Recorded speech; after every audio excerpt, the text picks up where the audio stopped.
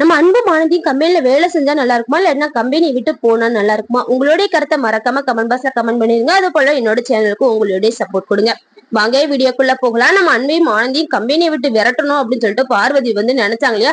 அதே போல இப்போ கம்பெனியை விட்டு வெளியே போங்க அப்படிங்கிற மாதிரி எல்லாம் சொல்லிட்டு இருக்காங்க. அதை கேட்டு நம்ம ஆனந்தி வந்து என்ன சொல்றாங்க அப்படின்னா, நியாயமான ஒரு காரணம் சொல்லுங்க, நான் அந்த கம்பெனியை விட்டு போறோம், நாங்க எல்லாருமே போறோம், ஒண்ணுமே பிரச்சனை இல்லை அப்படிங்கிற மாதிரி எல்லாம் சொல்லிட்டு இருக்காங்க.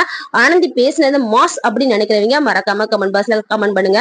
ஏதோ ஒரு வேலை பார்த்துட்டு இருக்கோம் அப்படின்னா ஏதாவது காரணம் இருக்கணும். நீ இந்த வேலையை ஒழுங்கா செய்யல, இல்ல நீ வேலை செய்யற நேரத்துல தூங்கிட்டு இருக்க, வேலை செய்யற நேரத்துல போன் பேசிக்கிட்டு ஏதாவது ஒரு காரணத்தை சொல்லி வேலையை விட்டு நீக்குனா பரவாயில்ல.